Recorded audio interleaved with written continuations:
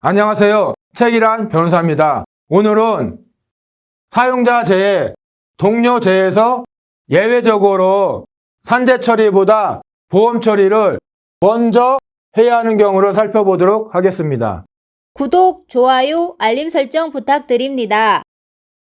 사용자 재해가 무엇이냐면 사용자가 자신의 차량을 운전하고 가다가 소속 근로자를 치여서 사상케 한 경우를 말합니다. 그리고 동료 재해란 무엇이냐면 같은 회사 동료 근로자가 자신의 차량을 운전하다가 같은 소속 다른 근로자를 치여서 사상케 한 경우를 말합니다. 이와 같이 산재사고와 교통사고가 겹친 사용자 재해 또는 동료 재해의 경우에는 원칙적으로 산재 처리를 먼저 하는 것이 피해자에게 유리합니다.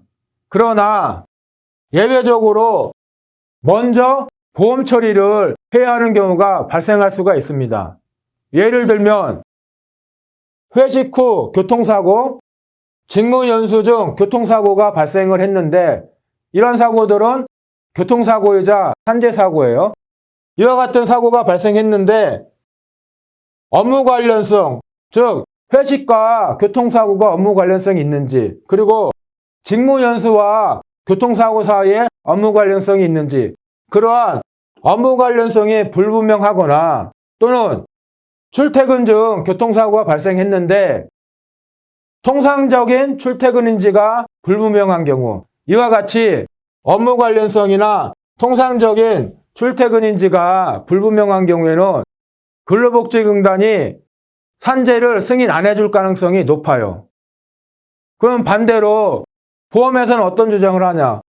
이것은 사용자 재해 또는 동료 재해다. 우리 약관에서는 사용자 재해나 동료 재해 같은 경우는 대인배상 1만 보상하고 있고 대인배상 2는 면책이니까 대인배상 2는 근로복지공단에 가서 보상을 받아라. 이렇게 근로복지공단은 요양불승인을 하게 되고 보험회사는 대인배상 2는 근로복지공단으로부터 받아라. 서로 책임을 떠넘기는 상황이 발생할 수가 있어요. 이러한 경우에는 피해자분이 먼저 보험 처리를 하는 게 좋습니다. 먼저 보험 처리를 할 때의 진행 절차에 관해서 살펴보겠습니다. 피해자가 회식 중 사고, 직무 수행 중 사고, 출퇴근 중 사고로 인해서 영구장애가 남거나 또는 중상해를 입거나 사망하였다고 가정을 하면 먼저 보험회사를 상대로 소송을 제기해야 합니다.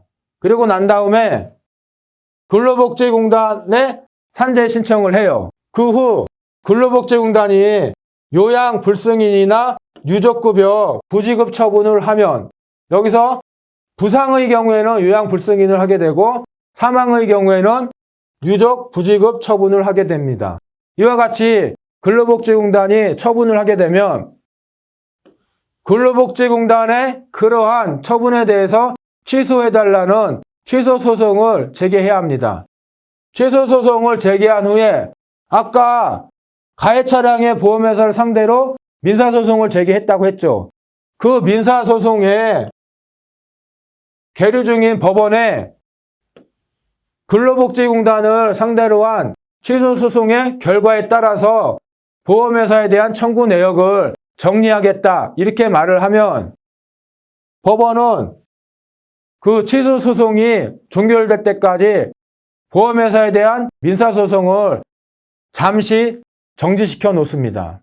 그 후 근로복지공단을 상대로 한 취소소송의 판결이 나겠죠. 그 취소소송의 판결 결과가 만약에 피해자가 패소하게 되면 그러면 더 이상 산재사고가 아닌 것으로 됩니다. 그렇게 되면 아까 보험회사에 대인투 배상 면책 약관이 있다고 했죠. 산재사고가 아니면은 사용자 재해나 동료 재해가 아니기 때문에 더 이상 보험회사에 대인배상2 면책 약관이 적용되지 않아요. 그렇기 때문에 종전 보험회사를 상대로 한 소송에서 피해 근로자는 대인배상 1, 2 전액을 보상을 받을 수 있습니다. 이에 비해서 만약에 피해 근로자가 승소를 했다면 이때는 이제 산재 사고임이 확정되는 것이죠. 그렇게 되면 사용자재해 또는 동료재해가 됩니다. 그래서 그러한 경우에는 근로복지공단으로부터 요양급여, 휴업급여, 장애급여, 유족급여, 장애비 등 각종 급여를 받게 됩니다. 그러한 급여를 받은 후에 좀 전에 미리 제기해놨던 보험회사를 상대로 한 소송에서 나머지 손해, 그 나머지 손해가 뭐냐면 위자료와 초과 일식이익 손해입니다. 그 나머지 손해인 위자료와 초과 일식이익 손해를 보험회사로부터 판결로서 보상을 받으시면 됩니다. 예, 이상입니다.